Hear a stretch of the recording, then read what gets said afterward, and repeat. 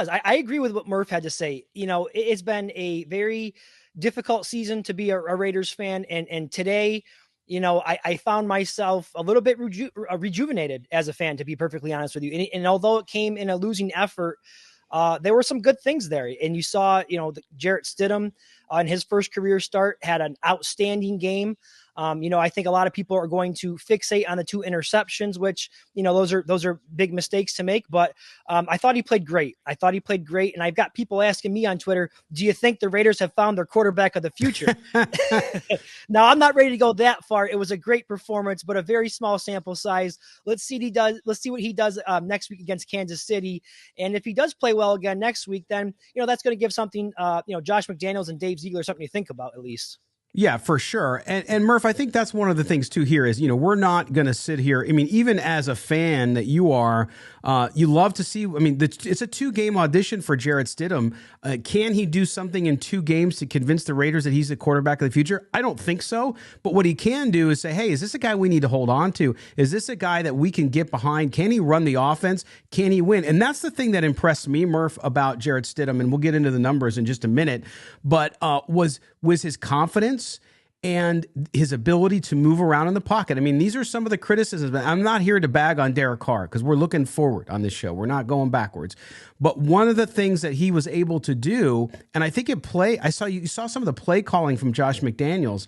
A lot of people were like, why didn't they call these plays for Carr? I think because they're different types of quarterbacks. He could do what with his leg. He also was really confident, and even in the end, maybe overconfident a little bit here and there with throwing the ball deep, finding Devontae Adams, finding Darren Waller. What did you see from Jarrett Stidham that you were immediately impressed with as you saw him go through a few drives?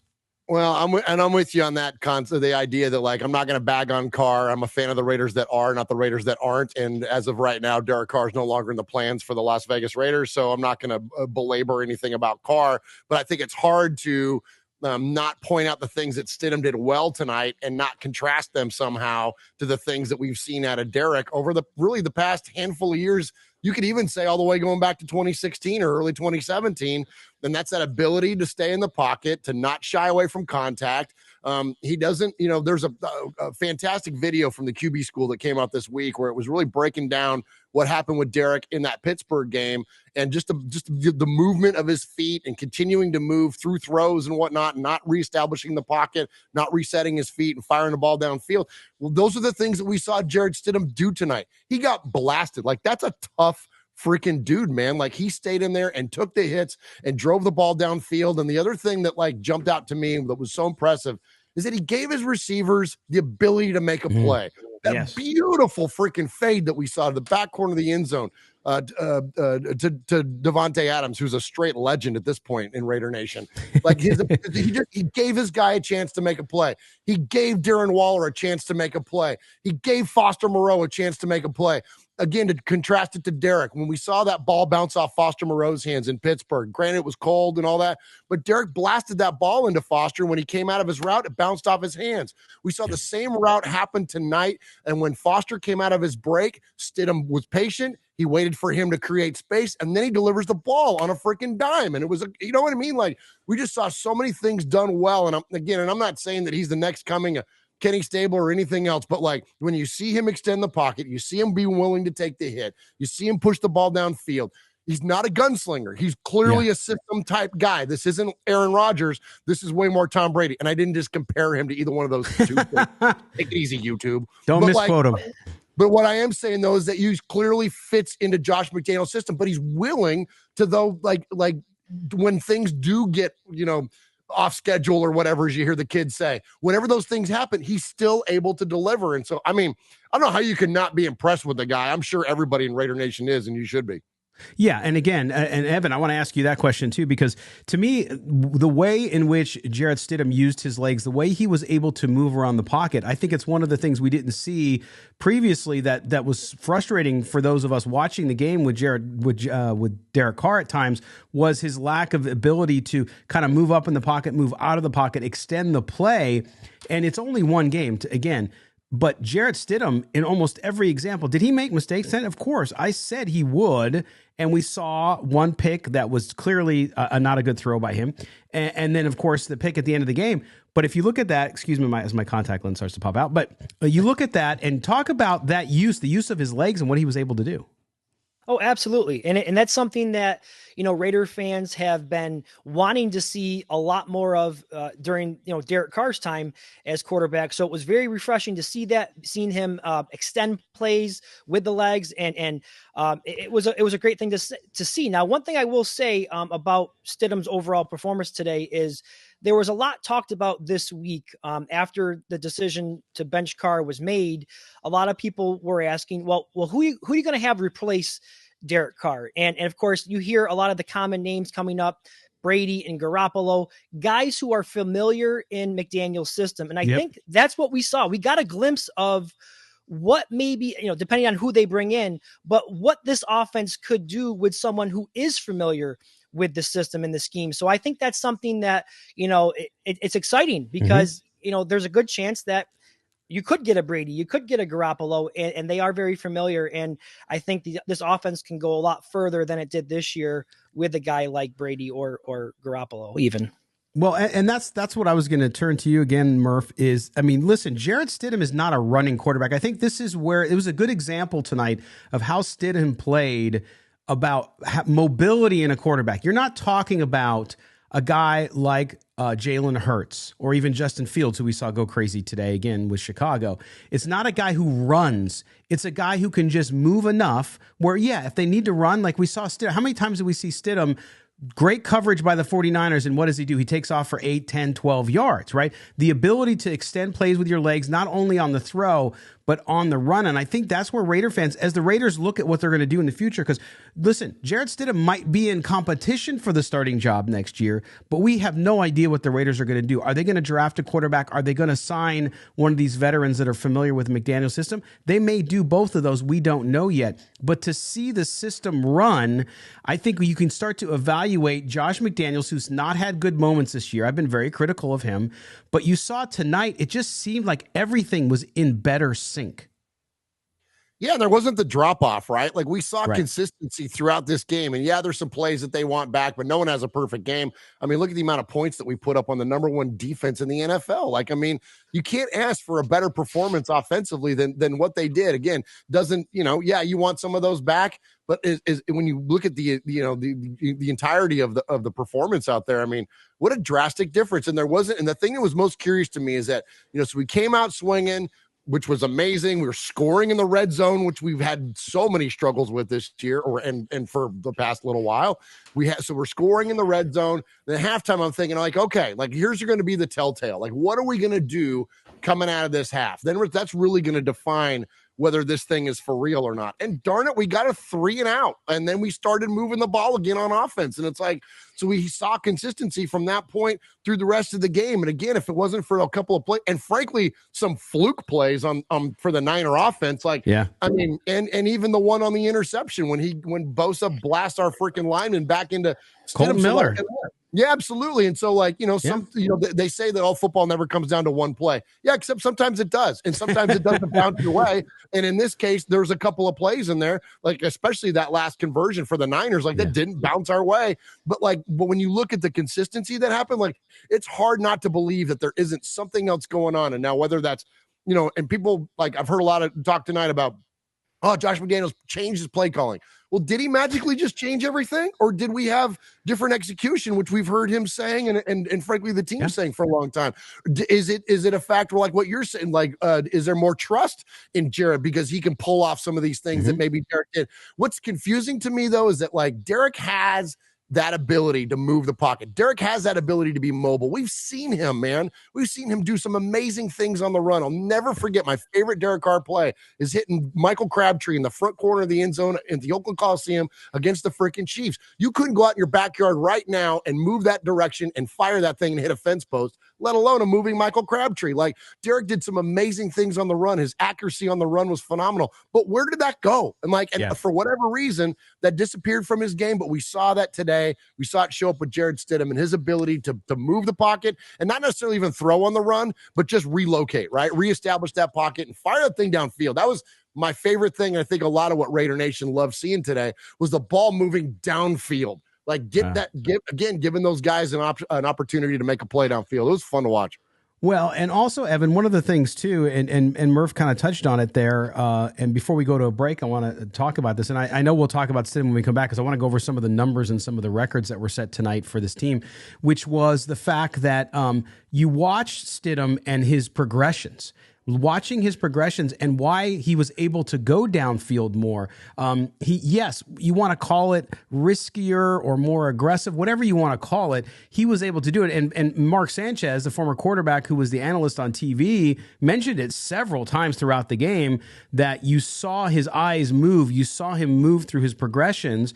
And on some of those longer plays, there were guys open underneath as well that he could have very easily passed to, but he made his progressions, which we saw less of with Derek Carr this year. Not that Derek Carr hasn't done in the past, but we hadn't seen it as much this year. Did you see that too, Evan? What did you think of that and early take on Stidham and his ability to find guys like Waller and Adams way downfield? Yeah, definitely seemed like there was a more aggressive quarterback playing today than what we have seen recently.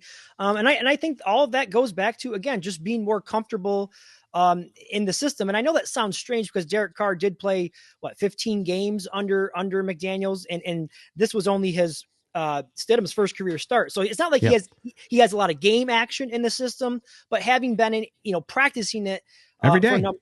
Every day for a number of years, that certainly helps as well. And I just think that's what we saw today. And I don't think you can ever underestimate how important it is to be comfortable in the system, to know exactly what you're looking at, what your, as you guys have said, your progressions and your reads. And I just don't think Derek Carr ever really got there this year. And I know that it's a very difficult and sophisticated system. And I know that Derek Carr has gone through several different systems throughout his tenure with the Raiders.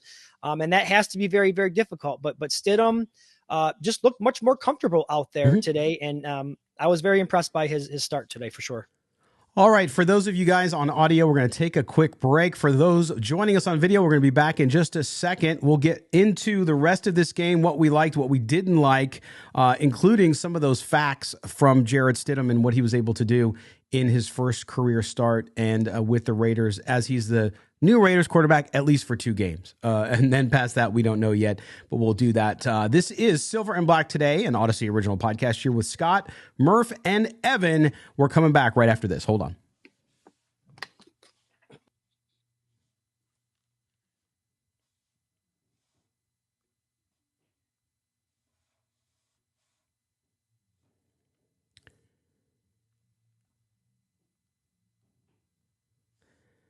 All right, welcome back. Silver and Black Today, an Odyssey original podcast. If you don't subscribe to the podcast, do us a favor. Make sure you do. Wherever you get your podcasts, you can subscribe to the show. You can also subscribe here on YouTube if you're watching us. Just hit the subscription button and then hit the notifications bell. That way, anytime we go live or we have a new video, you will be notified. You can also follow us up on TikTok, Instagram, Facebook, Twitter. You can find us wherever you're hanging out in the digital interwebs. I am Scott Gulbransen, your host, joined by my buddy Murf from Raiders Fan Radio. Make sure you subscribe to their podcast and also the YouTube channel. And then Evan Groat, host of Just Pod Baby. He's also a segment producer up on sportsnot.com. We're all joined here to talk about the Raiders, 49ers. The Raiders, of course, 37-34 losers in overtime to the 49ers, but so much positive to take away from this game. And I want to get into some of the key plays and players. And of course, we'll start with the Jarrett Stidham numbers, 23 of 34, 365 yards, 3 touchdowns, and of course, the 2 interceptions. No excuses, but I will tell you that last interception, Colton Miller, the Raiders' best offensive lineman, just got bullied by Bosa on that one, and so he ran into Stidham, which caused the ball to pop up in the air, and it was picked off to in essence end the game there. But an amazing performance, and I got to read these facts because I had to take some off the TV, which was, you look at the Raiders' offense tonight, guys. They had not allowed points in the first 2 drives of any game this year. The Raiders did that. They had not allowed any points in the final 2 minutes of the game. They not only did that, but Jarrett Stidham in his first start led the Raiders down for a game-tying touchdown, which included one of the most unbelievable catches again by Davante Adams that I've ever seen. Davante Adams finishes with 7 catches. Just a $150, 153 yards and 2 touchdowns. Yeah, he doesn't need any change either, by the way. And then Darren Waller, 3 catches, 72 yards, some really big catches by him as well. The other thing with Stidham that came up towards the end of the game, he is the first of 2 quarterbacks since 1950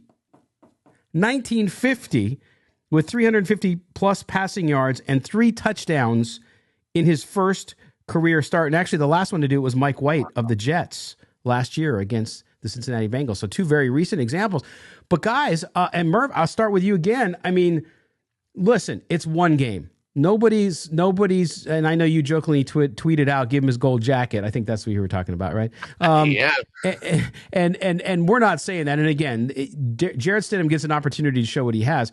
But man, I mean, him and watching Purdy on the other side, the start of his career that he's had as Mr. Irrelevant, it was just a great game to watch. But Jarrett Stidham and his poise, especially at the end of the game there, I really didn't feel nervous for him because I didn't sense any nerves from him or any sense that he wasn't going to do what he wanted to do.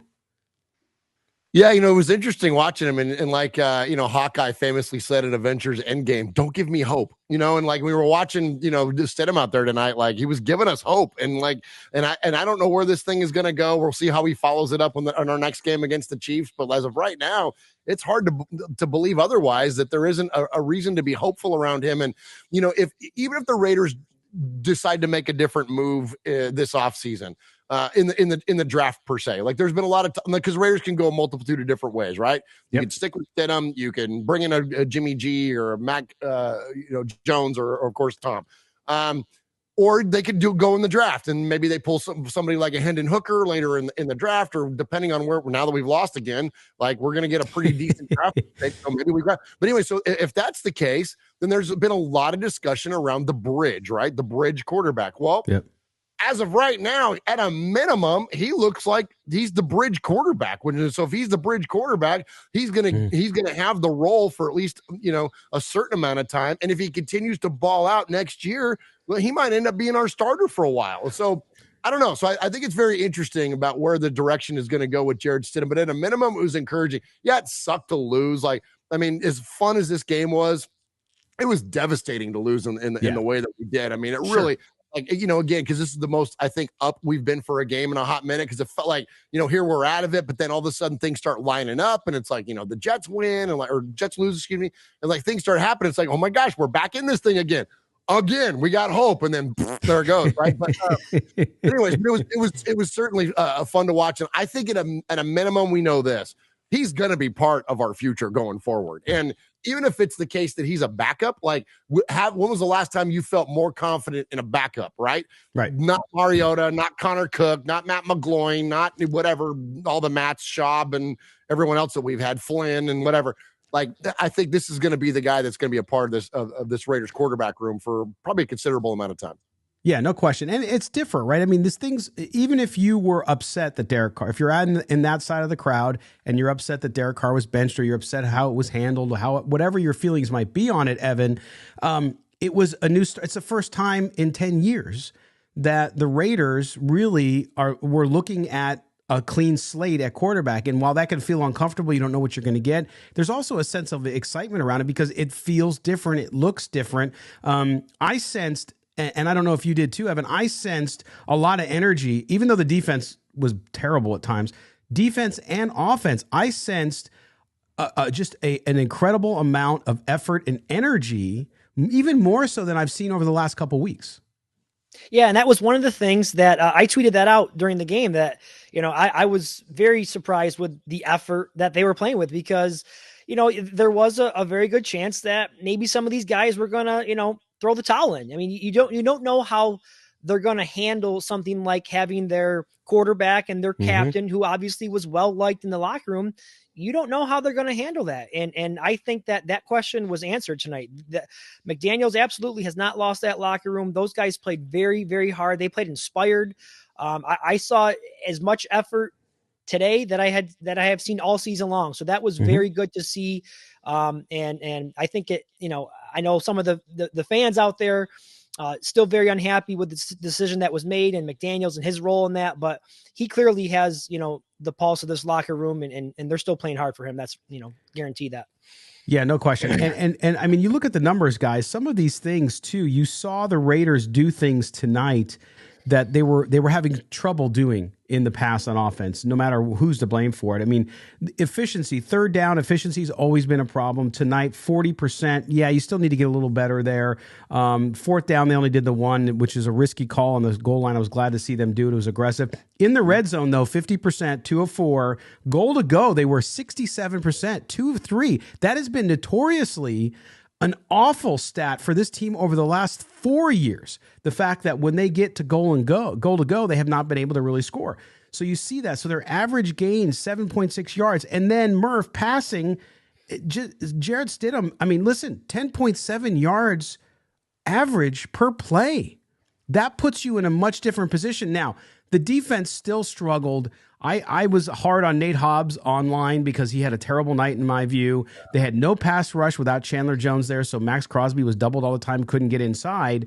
But overall, they played better complementary football for 4 quarters. And oh, by the way, they scored points in all 4 quarters. Yeah, absolutely. And on the defensive side of the ball, yes, we had I would say an off night, but when you're considering the offense that we went up against, and McCaffrey was just, I mean, that dude's a small world.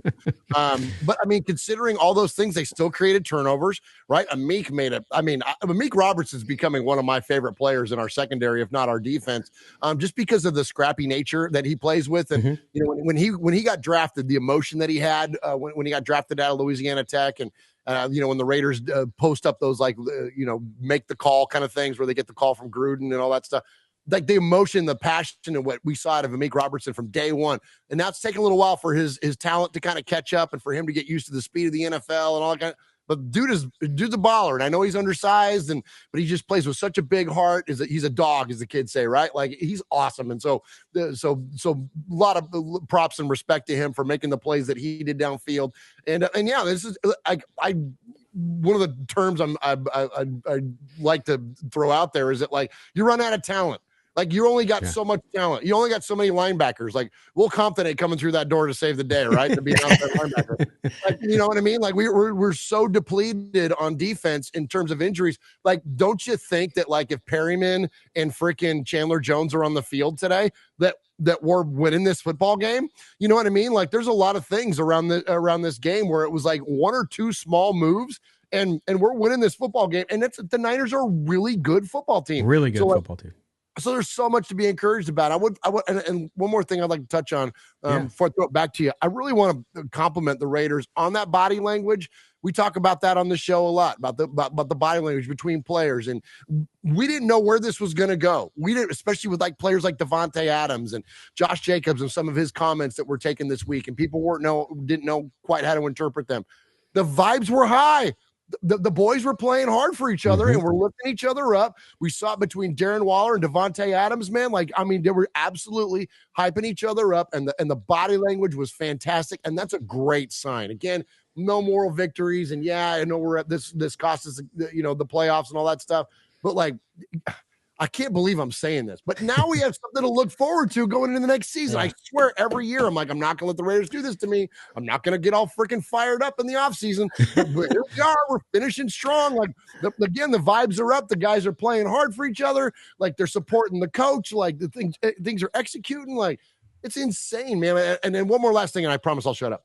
We did see those high vibes and I think that's because even though that maybe some of those guys missed Derek and they wish things could have ended differently, I say this like freaking Bob Sugar and Jerry Maguire. It's not show friends, it's show business. When it comes down to it, when you perform on the field and you're having a good game, that's what counts. This is their job. And so and it doesn't diminish how they may feel about Derek as a human being or anything otherwise. But they're there to do their job, and they're passionate about the sport, and they let that take root and let that be the dominating factor in terms of their play. And I could be more prouder of this football team in a freaking loss against an arch rival. Could not be more proud of the Raiders.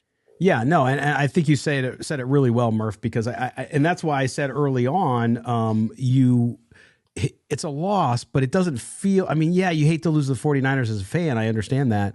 But at the same time, so many things were going better than they have over the previous 4 weeks that you liked it. I mean, yeah, the defense struggled, but again, it's going to sound like I'm making excuses. And if you guys out there want to think I'm making excuses, go ahead.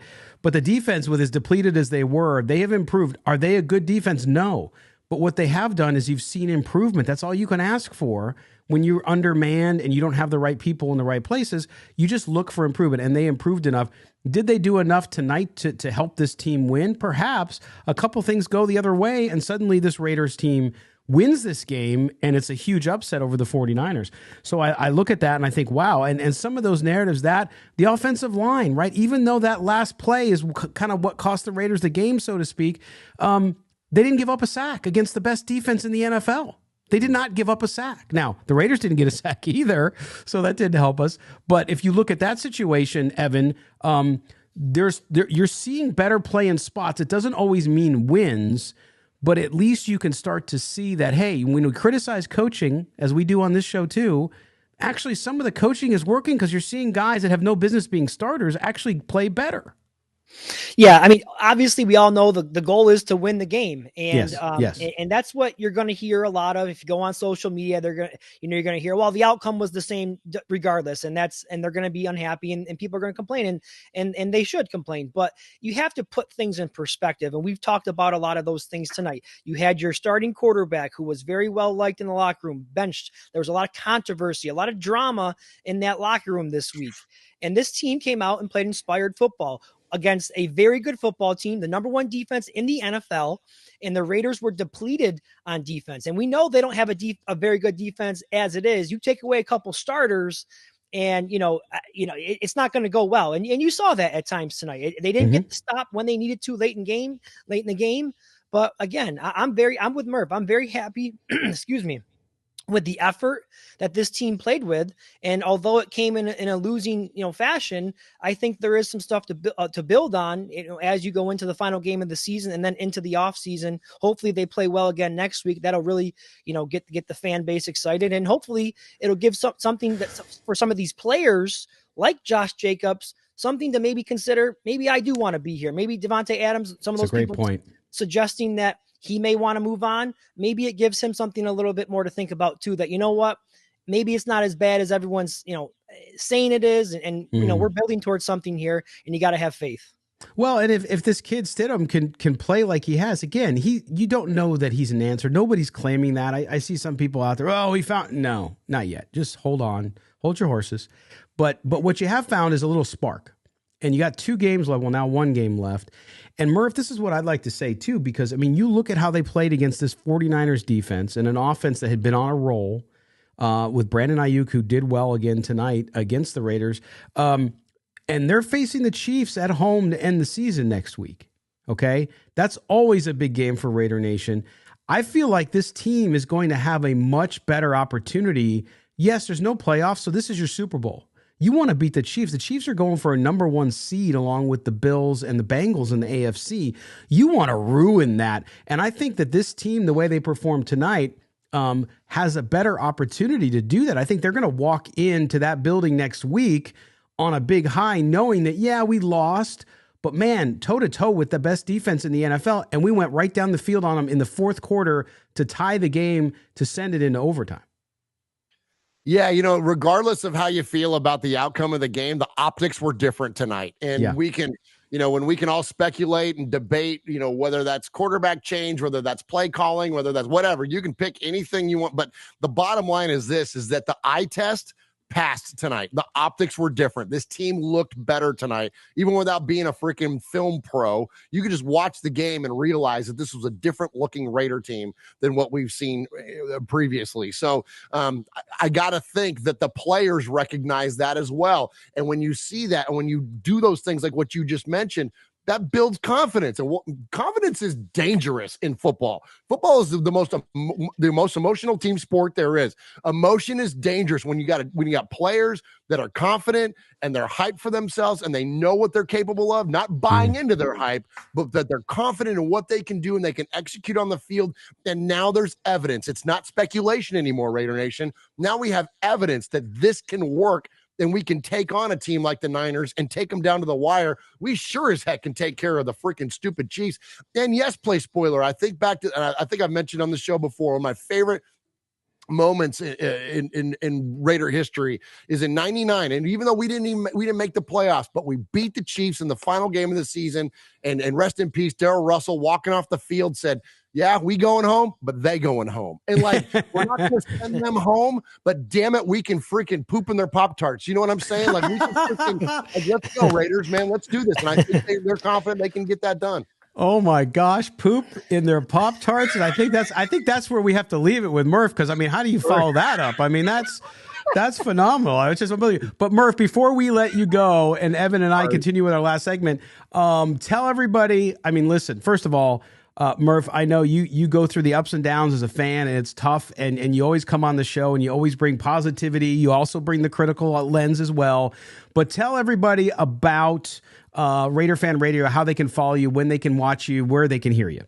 I appreciate that, Scott. Yeah, so you can find us each and every Wednesday night at youtube.com/Raiders Fan Radio. We go live at 4 p.m. Pacific or 7 p.m. Eastern, or you can find us on any podcast service that you like, Spotify, Stitcher, iHeart. You can ask your internet-connected device to play Raiders Fan Radio, and you can find our show. And anything that we earn with Raiders Fan Radio, whether that's direct donations or anything else, goes to the nonprofit that we formed, which is called the One Nation Foundation, and we give all that money away to Raiders related charities. And so we appreciate you. And even if you can't donate or, buy merch or any of that kind of stuff or contribute monetarily, all we ask is just give us a like, give us a subscribe, give us a freaking smash the bell, stab the link, all that stuff the kids say. And just help out our show, because the more we amplify it, the more advertising opportunities we get, and all that money again goes to the nonprofit. So appreciate you guys. Appreciate this platform as always, Scott. Love y'all. Love you, Raider Nation. Let's go beat the freaking Chiefs and continue this Happy New Year so far. Happy New Year, Murph. We appreciate you being here. We'll see you next week, my friend. All right. Good night, fellas. See you. All right. Okay. So Evan and I are going to come back right after this message. We'll close out the show, talk a little bit about the defense. You guys are going nuts about the defense.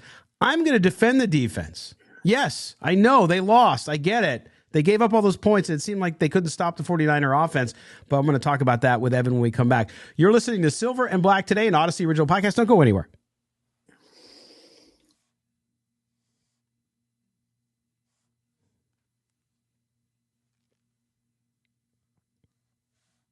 All right, welcome back. Silver and Black today, an Odyssey original podcast. We are talking about the Raiders' 37-34 overtime loss to the San Francisco 49ers. Joining me to do that here in the final segment, of course, is my good friend Evan Groat from Just Pod Baby. He's also a segment producer over at sportsnot.com, where you can catch my pieces. You can also catch Mo, who's a Raiders columnist. So we all have this family of content out there. You can check out Evan's podcast. Excuse me, I need to Evan's podcast anywhere you get your podcast as well. Just Pod Baby. Make sure you get there and get hooked up. All right, Evan, I want to talk a little bit about this, and then we'll talk about Week 18 coming up. But the defense, I see a lot of people in there in the chat live going crazy about the defense. I was also engaging with people on Twitter during the game about this. Oh, this defense is garbage. It doesn't matter who the quarterback is. Hey, listen, the defense is not very good, but do people not read the papers, and I mean online nowadays, that they had no linebacking core. They were all out, injured, and then Chandler. So you have 4 top starters on your defense, which isn't very good to begin with, gone. I didn't expect a lot of this defense. I said it earlier in the game. I said, look, they're going to have to outscore the 49ers. They almost did that. And so I don't get mad at the defense because it's sort of like, hey, if you're driving an old jalopy, no offense to the good players on the defense who will be back next year, but if you're driving an old jalopy, you're driving an old jalopy until you can afford something better. So you can complain about it. Yeah, you got the windows taped shut and there's duct tape on the back brake light. But it is what it is. So I think that's just the way it is. It's not anything different than we've seen over the last couple of weeks. They've gotten better in certain areas, but how do you survive 4 missing starters on defense? Yeah, you don't. And that's what I said. I mean, you take an already bad defense and then you take 4 of their starters off the defense. And now you're really, don't have much to work with. But I would say that, the last 5 or 6 games, the defense has played better, has given the team an opportunity to win. 18.5 points a game they were allowing going into this week. Now, you say you're going to try to defend the defense. I'm not sure I would do that today. But again, even the 49ers defense, who was the number 1 defense in the NFL, gave up 34 points today. So, I mean, sometimes how dare you mention facts, my man? Yeah, I mean, sometimes defenses have bad performances, and the Raiders defense has had a lot of them. But they've also had some performances where the offense had, was given a decent situation, like in Pittsburgh. But I'm not going to sit here and try to make excuses for this defense this year. Overall, it's been poor. They need to address it in the offseason. There's no doubt about that. And today, I thought they in spots they were okay, but again, when you allow 34 points, it's tough to win football games that way, just even if your offense is playing as well as it did today for the Raiders. Well, and I think, Evan, that, I talked a lot about Nate Hobbs during the game because he really struggled. He's not looked to be the same player since he came back from his injury. So maybe he's not 100%. Again, that's not an excuse. It's just observation. And so I look at this defense, and it's hard to figure out. I mean, outside of 3 guys, maybe 4, you could see massive turnover because Daron Harmon's been a good veteran in there. He struggled a little bit tonight at times, had an opportunity to really end the game with an interception and just made a slow step and didn't get to the ball. And I think we're going to see a lot of turnover on that defense, which if you go back to the decision around the quarterback position, it's to free up money. You have to look at opportunities. You have so many needs on that defense. For example, you also have the needs up front on offensive line. And if you want to pay Josh Jacobs, there's all kinds of reasons for it. But you're going to see a lot of turnover. So I think that the Raider Nation out there who's frustrated with the defense, and I understand why, and frustrated with some other positions, you're going to see those addressed, but it's not going to happen now. It's not going to happen before week 18. No, it's not. It's there's no they're just putting band-aids on it at this point. Once you get into free agency, that's where you're going to see some major changes being made. And I know there's a lot of people out there that are skeptical, whether or not they trust this regime to be able to make those changes to upgrade the roster. I'm going to give them, they've only had 1 off season. So I think we need to be patient.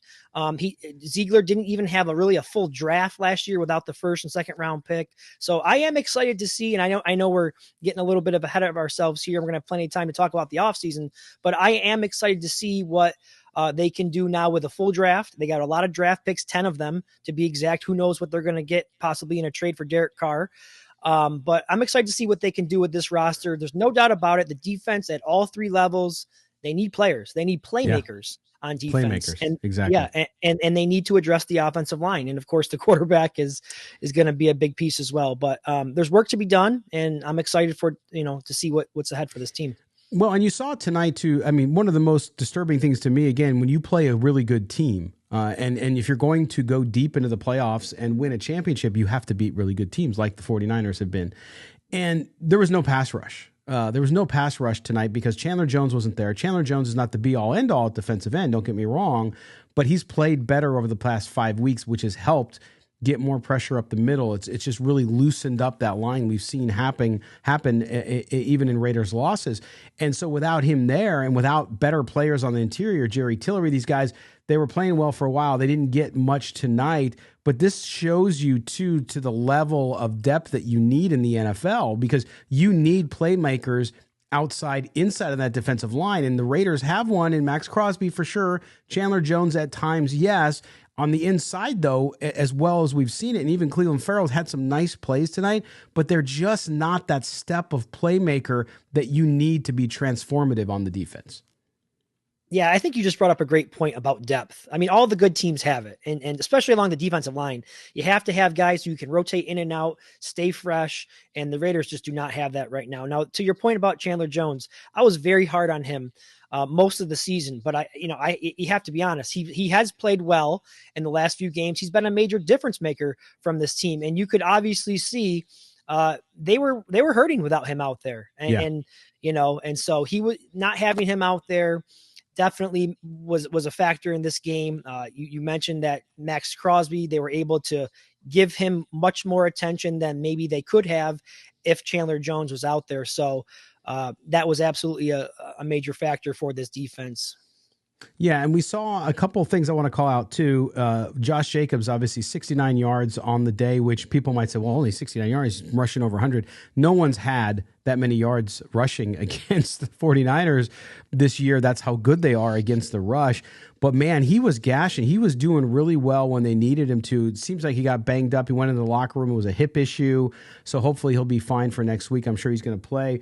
But Josh Jacobs continues to press forward, forcing the Raiders into a decision that they're going to have to make about paying him. Now with the move at quarterback, I think they're going to have more room to do that. If the price is too ridiculous, then I think the Raiders tap out. But I'll tell you what, it seems as though he's taken on, as outspoken as he's been the last couple of weeks, he's taken on a role now of maybe stepping up and being a more vocal leader in the locker room. So not only do you have the guy who's the leading rusher in the NFL, but you have a guy now who's asserting himself in that locker room. Evan, does that make him even more valuable than we thought coming into the last 2 weeks? I think it's an interesting question, and it's something that I've been thinking a lot about this week. I've been pretty open and honest on my show that, I didn't think it was necessarily the best idea to bring him back. The way he's played this season has obviously, made even any of the doubters out there have to second guess that now. And I do think now that they aren't going to bring back Carr, they are going to save quite a bit of money.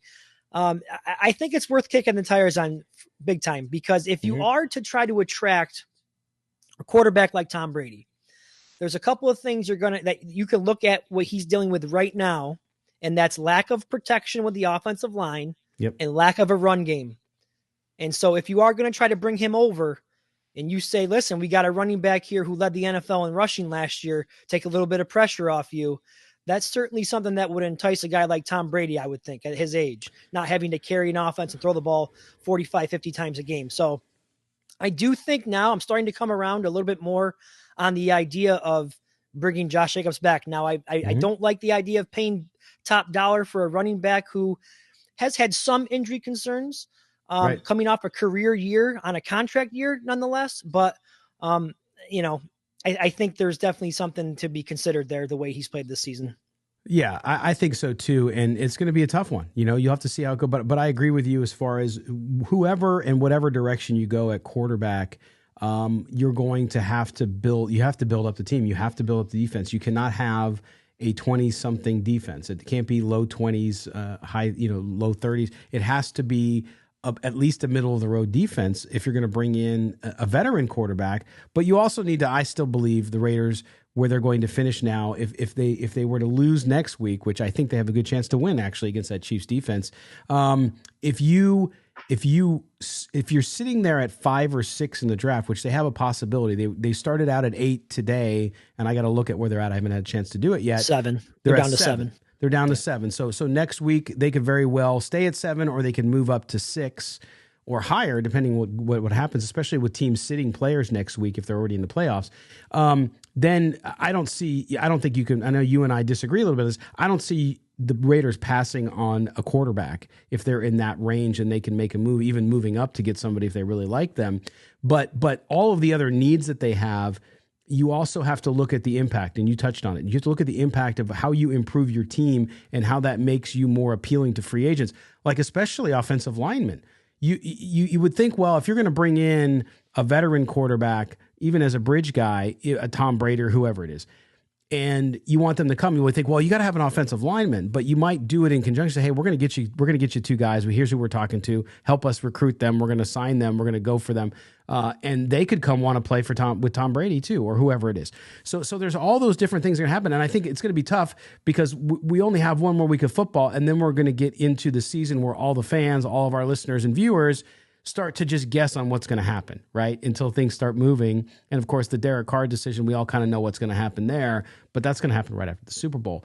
It's just nice, I think, for the Raider fans, I think these final 2 weeks, just to get a little glimpse of what might be coming. We don't know what's going to happen with the defense, but from an offensive standpoint, I think you're starting to see a little bit of more of how it was planned to go and operate. Yeah. Listen, there's one thing that Raider fans enjoy, and that's the offseason, because with the lack of success that the Raiders have had over the last 15 to 20 years, that's really all you had to look forward to is the offseason. And I don't think this one is any different. They're going to have a lot of money to spend. And again, I feel there's some excitement, and I know not everyone will agree with that because there's a lot of fans out there that didn't want to see Derek Carr go, but I'm excited about the future. I know this was a very down season, but I still believe in Josh McDaniels. I really do. And I know there isn't a whole lot of reason out there to believe in him, but I still do. I think he can get this thing turned around. I believe in Ziegler, and I'm hoping that they can prove a lot of those fans that are doubting them out there. I hope they can prove them wrong. Yeah, and that's where they'll be. I mean, listen, you're going to have to Josh McDaniels, I have doubts too, but he's going to have to prove it on the field and going into next year. And Dave Ziegler is going to have a great opportunity with a lot of cap space. And actually, the first move is going to be what they do with Derek Carr. Are they able to extract and get him to approve a trade so they can get some draft capital? Before everybody says, well, he's not going to do him any favor. Listen, Derek Carr, if he's guaranteed $40 million by going to a team, he'll do it. People want to say, well, he'll get that on the open market. Not necessarily. It all depends on how things go. So you're taking a little bit of a risk there if you're Derek Carr. But either way, they're going to have a lot of money. They're going to have the opportunity to kind of remold this roster. And who stays, who goes, I think we're getting a better sense of that. I think you're going to see wholesale changes on the defense. I really do. And offensively, you're going to see upgrades on the offensive line. And then, again, I've advocated for trading Darren Waller. I know he had a great game tonight, but with that contract and with the age, if they can do something with that, I would do that as well. So I think we're going to just see a lot of change again. But I think that if it fits in with the system and we see what happens tonight with Jarrett Stidham and what they were able to do running the offense, I think as it's most likely meant to be run, that's something to be excited about. Yeah. I mean, you nailed it. There's a lot to look forward to. I really do believe that, even coming off a 6-10 season. I think you mentioned something with Darren Waller there. That's going to be another big topic this offseason, is what to do with him, because that could free up, and who knows what he would bring back in return. I'm sure he could get you a decent pick, and that would free up some more money. So, and then the second part of that is, with all this money that you have to bring in some good players, and you have to hit on some of these players. And that is something that prior to this new regime being here, that it just hasn't happened. Look at all the defensive players that Gruden and Mayock brought in, the Littletons, the Joiners, those guys. It didn't work out. So there's one thing to have all that money and draft picks, but then you have to hit on some of these things. So that's going to be key. And that was one of the things that plagued the Raiders in this Derek Carr era is poor draft picks and failed free agency signings. Yes. So you hope that they can make some big time improvements there. And if they can, then, the team can get turned around in a hurry. They really can. Yeah, no, it's going to be fascinating. And of course, we'll be here with you guys all along for that. Evan, before we go, make sure you tell everybody how they can check out Just Pod Baby. Yeah. Every Thursday night is when I release the show. On all the major platforms, as you know, iTunes, Stitcher, you name it, it's on there. So, and you can also follow me on Twitter at eGroat5. I'm always tweeting out links to the episodes as well, and keeping you up to date with everything going on with the podcast. Absolutely. My friend, I'll talk to you soon.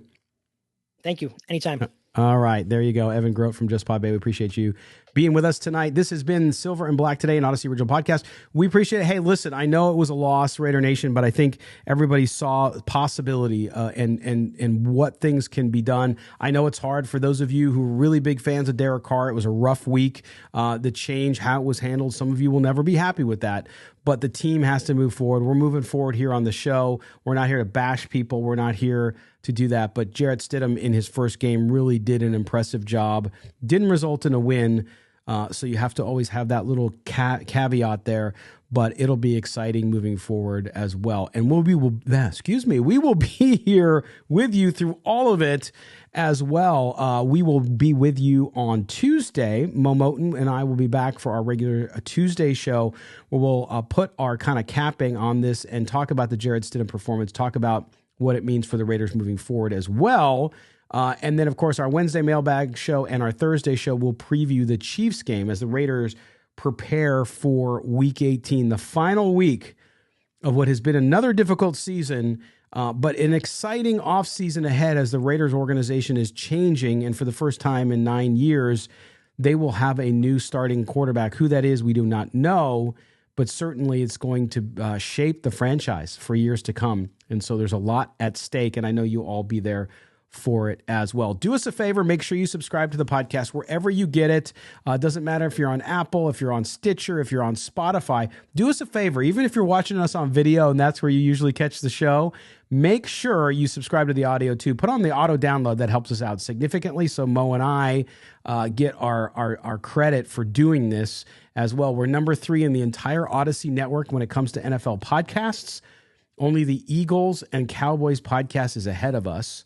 So that is what it is. We keep trying to beat them. And so you guys keep doing that. And I want to wish you all a happy 2023 and to thank you. And I know Mo will do this on Tuesday, but since we're on New Year's Day, I want to thank all of you on YouTube, no matter where you're watching us or listening to us, our listeners. I want to thank you guys for everything you've done for us. Without you, we are not here. Your support has been amazing. We could not even imagine the growth that we've seen this past year since July coming over to Odyssey. It's been massive. It's been humbling, and we appreciate it. It's all because of you, Raider Nation. So thank you so much for being with us. Until next time, have a great week, everybody. Enjoy the games tomorrow.